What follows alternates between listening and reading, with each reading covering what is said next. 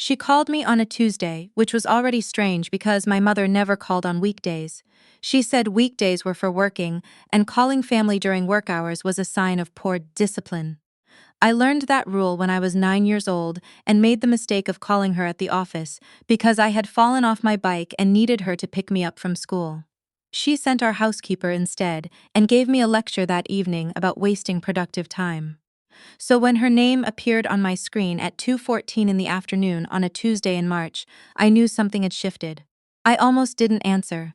I had been in the middle of reviewing a lease agreement for the third unit I had just finished renovating, and I was finally in a rhythm that felt good. But something, maybe old habit, maybe the particular dread that only a mother can install in you, made me pick up.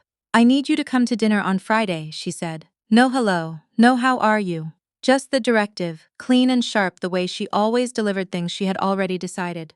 I told her I had plans on Friday. She said, "Cancel them." I should have said no, but I didn't.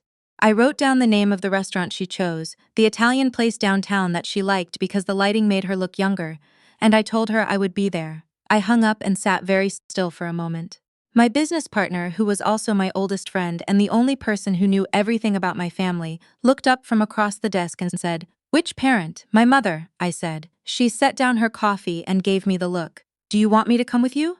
"No," I said. "But I might need you on standby." My mother had 4 children. I was the second youngest. My older brother, who she had always treated like a crown prince, was 11 years older than me and had spent the better part of his adult life allowing our mother to fund his lifestyle while he chased one business idea after another that never quite materialized. My younger sister was my mother's favorite companion, beautiful and agreeable in all the ways I had never managed to be. And then there was me, the quiet one, the one who left for college on a partial scholarship and came back with ideas that my mother found inconvenient. The inconvenient ideas were things like wanting to own property, wanting to build something that was actually mine, wanting to not be financially dependent on a woman who used money like a leash. I had saved for 3 years, worked 2 jobs through my early 20s, lived in a studio apartment that my mother considered an embarrassment. And when I finally had enough for a down payment, I bought a beat-up duplex in a neighborhood that everyone in my family said was going nowhere. "You wasted your savings on that," my brother said at Christmas the year I bought it. He was wearing a watch our mother had given him for his birthday that cost more than my car. I smiled and asked him how his latest venture was going. He changed the subject. "That duplex was the beginning. I fixed it up myself on weekends, learned plumbing from YouTube tutorials, painted every wall, replaced the flooring in both units. When I rented them out, the income from that duplex covered my own rent and then some." I kept going. Another property. Then another. By the time my mother called me that Tuesday in March, I had 7 rental units and was under contract on an eighth, a commercial storefront that I intended to convert into mixed-use space. I was 31 years old and I had built something real, quietly, without asking anyone for permission or money. My mother had never once asked me how it was going. The restaurant on Friday was the kind of place where they bring you bread you didn't ask for and then charge you for it. My mother was already seated when I arrived, which was her way of establishing who was in control of any given situation. She had a glass of white wine. She looked elegant and composed, and for a moment I felt the familiar tightening in my chest that I had been feeling in her presence since childhood. I sat down, I ordered water, I waited. She asked me about my work in the way she always asked, with a slight inflation of the nostrils, as if the smell of it was just barely tolerable. "How is your little property business?" "It's going well," I said. "I'm expanding." She nodded in the vague way that meant she wasn't listening. Then she reached into her purse and placed a manila envelope on the table between us. I looked at it but didn't touch it. "Your grandfather's warehouse," she said. "In Millhaven." I knew the warehouse. My grandfather had bought it in the 1980s when Millhaven was a different kind of town. He had used it for his furniture import business until the business folded, and then it had sat empty for almost 20 years. When he died, it passed to my mother. She had complained about it every year since: the property taxes, the maintenance liability, the fact that nobody wanted to buy it because the neighborhood had declined and the building was in rough shape. "I've decided to transfer it to you," she said. Something in my stomach went very still. "To me," I said. "You're always going on about real estate." She took a sip of wine. "You can have it. The back taxes are significant, nearly $40,000. You'll need to settle those within 60 days or the county will put a lien on it. She slid the envelope closer to me. The deed transfer paperwork is inside. My attorney has already prepared it. You just need to sign. I looked at her face. She was watching me with an expression I recognized, a particular kind of waiting that meant she was expecting something she had already planned for. She had already decided what my reaction would be. She expected gratitude or overwhelm or both. Why now? I asked. She waved her hand. I'm simplifying my estate. Your brother is getting the lake house and some investment accounts. Your sister is getting the jewelry and the condo downtown. The warehouse is yours. She paused. Think of it as your inheritance early. I looked down at the envelope, $40,000 in back taxes. A building in Millhaven that had been vacant for 2 decades. My brother was getting the lake house, which I happened to know was worth close to $800,000. My sister was getting a downtown condo that had been appraised at over $500,000, and I was getting a warehouse with a $40,000 tax debt and walls that probably had asbestos. I picked up the envelope. I put it in my bag. Thank you, I said. I'll look at it. My mother smiled. It was the smile of someone who had just crossed something off a list. I did not sign the paperwork that weekend. Instead, I drove to Millhaven on Saturday morning and stood in front of the warehouse for a long time. It was worse than I expected and also, in a particular way that only a certain kind of person can understand better. The building was about 12,000 square feet. 2 stories. Brick, which was good. Brick lasted. The roof needed work, obviously. Several windows were boarded. There was graffiti on the south wall and what appeared to be a family of raccoons living in the loading dock area. The surrounding block had a tire shop, a laundromat that looked like it was actually operational, and a vacant lot that someone had turned into a community garden. But the bones were there. The neighborhood, I could see if I squinted past the surface, was the kind of neighborhood that was 5 years from being somewhere entirely different. I had learned to read that in a place. The community garden was a tell. The new coffee shop I had noticed 2 blocks over was another tell. The fact that 3 of the storefronts on the main street had fresh paint and new signage. I walked the perimeter, I took photographs, I made notes, then I drove back home and called my business partner. Tell me everything about Millhaven zoning, I said. Hello to you too, she said. And then, because she was brilliant and thorough and had been in real estate development longer than I had, she told me everything. It took me 6 weeks to make my decision. 6 weeks of research, of pulling permits and tax records and demographic data, of talking to a contractor I trusted and 2 different commercial real estate attorneys. The back taxes were real and significant. The renovation cost was going to be substantial. My most conservative estimate put it at $220,000 to bring the building up to code and make it leasable. I had savings, not that much, not enough. But I had something else. A track record, 7 income-producing properties, and a business plan that was 43 pages long and cited 6 different market comparables. I took that business plan to a community development lender I had been building a relationship with for 2 years. They specialized in exactly this kind of project, underutilized commercial space in transitional neighborhoods. They liked what they saw. I signed the deed transfer, I paid the back taxes, I got my financing, and I did not tell my family any of it. Construction started in October. I had hired a general contractor named Bud, who had been renovating commercial spaces in the region for 30 years, and had the patience of someone who had seen every possible thing go wrong with a building and handled all of it. He became, over the course of that project, one of the people I trusted most in the world. The plan was mixed use. Ground floor commercial space divided into 3 units, upper floor converted into 4 residential loft apartments. The kind of space that would attract small creative businesses and young professionals who wanted character and couldn't afford the downtown rents. We found the asbestos, as I had expected. We found a section of the foundation that needed reinforcing. We found that the electrical system was from an era when electricity was apparently considered optional. Every week there was something new, and every week I made a decision and kept moving. I was also still managing my other 7 properties. I was still showing up to every meeting, answering every tenant call, handling every lease renewal. I was running on 6 hours of sleep and I had not taken a day off in 4 months, and I was the happiest I had ever been in my life. My mother called occasionally. She would ask how things were going. I would say fine. She would mention, almost as an afterthought, whether I had done anything with the Millhaven property yet, whether I had found a buyer for it, whether I had perhaps considered just letting it go back to the county and cutting my losses. Still working on it, I would say. She would make a small sound that expressed what she thought of that. My brother called twice. The first time to ask if I had gotten anywhere with that dump in Millhaven, because apparently our mother had mentioned it.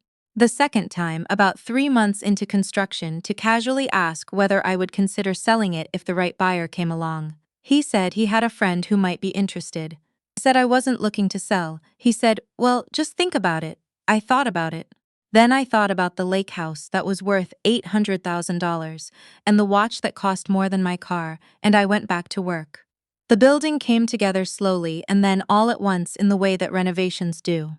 There is a period where nothing looks like progress even though everything is happening, the infrastructure, the invisible work inside the walls, and then there is a week where suddenly you walk in and it looks like a place where people might actually want to be.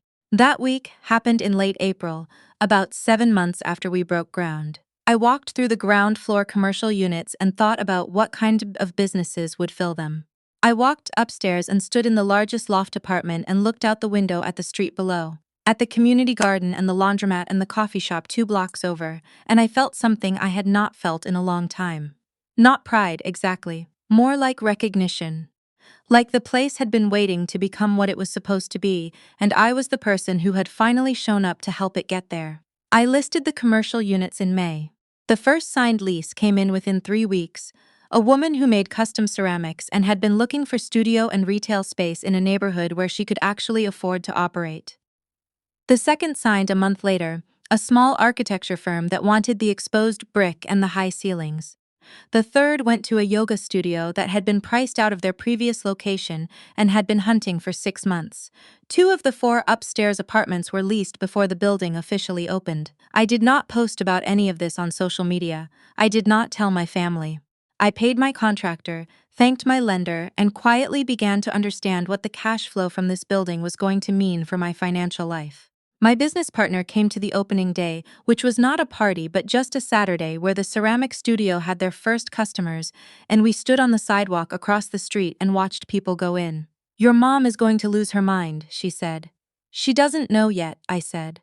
"When are you going to tell her?" I looked at the building, at the ceramic studio's sign in the window, at a couple walking out with a paper bag, laughing about something. "When it's time," I said. The time came when my mother invited herself. It was my brother who told her. I still don't know exactly how he found out, whether he had driven past the building, or heard something through someone, or whether the commercial listings had simply crossed his path somehow. However it happened, he told our mother, and our mother called me on a Wednesday afternoon with a voice I had not heard from her in years. "You fixed up the warehouse," she said. "Yes," I said. Silence. Then, "And you're renting it out?" "Yes." Another silence. I could hear her processing, recalibrating. When she spoke again, her voice had changed into the register she used when she wanted something. It was warmer than her regular voice, but only on the surface. "I'd love to see it," she said. "We should get together. Bring your brother, make a day of it." Something told me to say no. The same thing that had told me not to answer the phone on that Tuesday in March. I should have listened again. But I said yes, because even after everything, I still wanted her to see what I had built. I am not going to pretend otherwise. I still wanted my mother to walk through that building and understand that I had done something real. They came on a Saturday. My mother, my brother, and his wife, who had never liked me and made no particular effort to conceal it. They arrived in my brother's car, which was new and expensive, and they walked through the front door of my building like tourists. I gave them the tour. I showed them the ceramic studio and the architecture firm and the yoga studio. I took them upstairs and showed them the loft apartments. My brother walked through with his hands in his pockets and said very little. His wife made comments about what she would have done differently with the layout. My mother stood in the largest loft for a long time and looked out the window, and when she turned back to me, her expression had something in it that I can only describe as hunger. "This is impressive," she said, and I knew from the way she said it that the compliment was the opening move of something else. We went to lunch after, the same Italian restaurant downtown, and sitting across from me with her white wine, my mother said, "I've been thinking, grandfather's property really should stay the family in a more meaningful way." I waited. "Your brother has been looking for a space for his new venture." She glanced at him. He was studying the menu with tremendous concentration. "A building like this would be ideal." The cash flow alone. It's my building, I said. Of course it is, she smiled. But family takes care of family. You could transfer your interest to a family LLC. We could all be partners, you'd still be involved. No, I said. The word landed on the table between us. My brother looked up from the menu. His wife stopped pretending to check her phone. My mother set down her wineglass. Excuse me? No, I said again. The building is mine. I paid the back taxes, I secured the financing, I oversaw the renovation, I found the tenants. It is not a family project and it is not going into a family LLC. I gave you that property, she said. Her voice had dropped to the temperature it reached when she was genuinely angry, which was far more frightening than when she raised it. I transferred it to you as part of your inheritance. You transferred it to me with $40,000 in back taxes and a 2-decade maintenance backlogged because you couldn't sell it and didn't want to deal with it anymore, I said. I turned it into something. That's not a partnership. That's me doing the work. My brother leaned forward. You're being unreasonable. I'm being accurate, I said. There's a difference. I folded my napkin, placed it on the table, and picked up my bag. I hope you enjoy your lunch, I said. I'll see you at the holidays. They did not leave it there. I knew they wouldn't. The calls started the following week. My mother called every day for 5 days. My brother texted. His wife sent me a message through social media that was so elaborately hostile it almost had to be admired. My younger sister, who had stayed out of it so far, sent me a long voicemail about how I was tearing the family apart. I let most of it go to voicemail. The ones I answered I kept short. Then my mother arrived at the building unannounced on a Wednesday morning. I was in the middle of a meeting with the ceramic studio tenant about renewing her lease early. She was thriving and wanted to lock in her rate. When I came out of the meeting, my mother was standing in the lobby of the building, looking at a piece of my contractor's decorative work on the brick wall like she was appraising it. We need to talk, she said. I'm working, I said. This is important. I looked at her. She was wearing her good coat, which meant she had planned this visit to seem like a statement. Her hands were clasped in front of her. You have 30 minutes, I said. My office. My office was a small room on the ground floor that I had converted from a storage space. It had a desk, 2 chairs, and a window that looked out onto the courtyard I had put in the back. My mother looked around it with the expression of someone trying very hard not to show that they were surprised. She sat down. She told me that she had consulted an attorney. I told her I had also consulted an attorney. 2 of them, in fact, before I ever signed the deed transfer. She told me that the property had been in the family for decades, and that it was her intention when she transferred it that it remain a family asset. I told her that intention was not a legal concept and that the deed transfer she had signed, which her own attorney had prepared, conveyed the property to me in fee simple with no conditions or restrictions. She told me that family loyalty meant more than legal documents. I told her that family loyalty was not something I felt I had received in abundance over the years, and that I was not prepared to hand over a building I had built from nothing because of an obligation that had never been extended to me in kind. She was quiet for a moment. The courtyard outside the window had a small tree in it that I had planted in the fall, and it was just beginning to show new leaves. Your brother needs this, she said finally, and her voice had shifted, dropped the warmth and the strategy, become something I hadn't heard from her in a very long time. Something that might almost have been honest. He has made mistakes, he needs a fresh start. Something stable. My brother has had every advantage, I said. The trust fund at 18, the business startup money, the lake house, the watch that costs more than my car. He has had everything, Mom. Everything I never had. And I am not going to give him this. Then you are choosing a building over your family. No, I said. I am choosing myself. For the first time in my life, I am choosing myself, and I am not going to apologize for it. She left without saying goodbye. I sat at my desk for a long time after, looking at the tree in the courtyard. Here is the part that people who didn't grow up in a family like mine might not understand. The hardest moment was not the confrontation at the restaurant, or the unannounced visit, or the string of hostile messages. The hardest moment was the week after my mother left my office, when no one in my family called. Not my mother, not my brother, not my sister. The silence was the punishment. That was the tool she had always used, not anger but withdrawal, the suggestion that she could simply stop loving you if you became inconvenient. I had been afraid of that silence my whole life. I sat with it for a week. I went to work every morning. I walked through my building and talked to my tenants and handled the things that needed handling. I had dinner with my business partner on Thursday, and we talked about the commercial storefront I was looking at for the fall. I called my grandmother, my mother's mother, who was 83 and lived in a retirement community outside the city, and who had, over the years, occasionally said quiet things to me that let me know she saw more than she let on. "She'll come around," my grandmother said, "or she won't. But you'll be all right either way." I held on to that, and then, on a Friday afternoon in late June, my brother called. Not to apologize, not to back down. He called because something had happened. His voice was different from how I had ever heard it. Stripped of the bravado he usually wore like a second layer of clothing, he told me, in short sentences that kept stopping and restarting, that the business venture he had been developing had hit a serious problem. He had entered into a partnership agreement with a man he hadn't properly vetted, and that man had been operating under a fraudulent business license, and there were now questions being raised by the state about the entire operation. He had invested a significant amount of money, the money our mother had given him for the venture. It was gone, or tied up in something he couldn't easily untangle. I listened. I did not say "I told you so," though I had told him nothing specifically, because I had never been permitted to advise him about anything. "I need your help," he said. It was the first time in my life he had ever said that to me. "What kind of help?" I asked. He stopped, started again. "The building, if I could have an office there. A real address for a legitimate operation, something I could use to start over with." "You want me to give you office space," I said. "Not give. I mean, I'd pay rent. Eventually. Once things what?" He didn't answer. I thought about the warehouse on the day I first saw it. The raccoons in the loading dock and the boarded windows and the $40,000 in back taxes. I thought about the year of construction and the sleepless nights and the contractor and the lender and the 43-page business plan. I thought about the ceramic studio tenant who had built her business from nothing the same way I had built mine and who paid her rent on time every month. "I have a waiting list for commercial space," I said.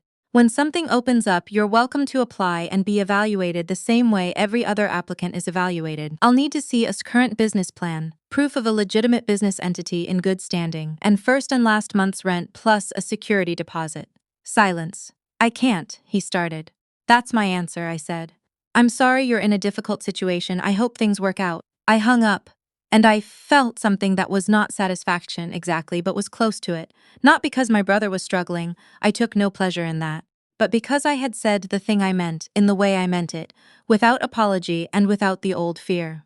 My mother called 2 weeks later. She called on a Tuesday afternoon, which no longer surprised me the way it once had. She did not come at me with strategy this time. She asked about the building, not in the hungry way, just asked, the way you ask about something when you've run out of other approaches and you're trying to find a way back in. I answered her honestly. The building was doing well. All units were occupied. I was looking at refinancing in the fall to pull out some equity for the next project. "What's the next project?" she asked. I told her about the storefront, the neighborhood, the plan, the timeline. She was quiet for a moment. Then she said, "You've always known how to find the ones that nobody else wanted." It might have been a compliment, it might have been something else. With my mother, it was often both. "Yes," I said. "I have." She asked if I would come to dinner, not a restaurant, her house. Sunday, nothing formal, just dinner. I said I would think about it, and I meant it. I would think about it, actually think, not just say yes, because the silence had been unbearable and I would do anything to end it, because that was what had changed. Not my love for my family, which had not gone anywhere, and not my wish that things could be different between us. What had changed was the fear.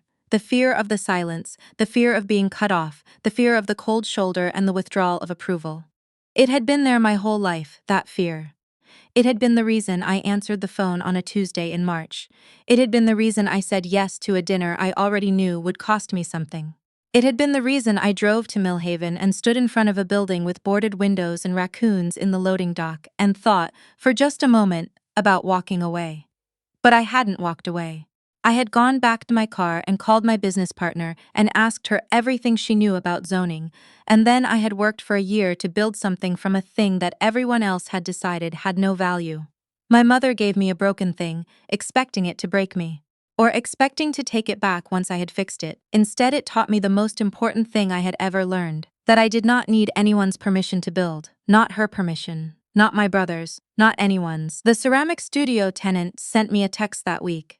She had been invited to show her work at a gallery in the city, and she wanted me to know that having a real studio space, a permanent address, a place that was hers, had made it possible. She ended the text with a sentence I have thought about a lot since then.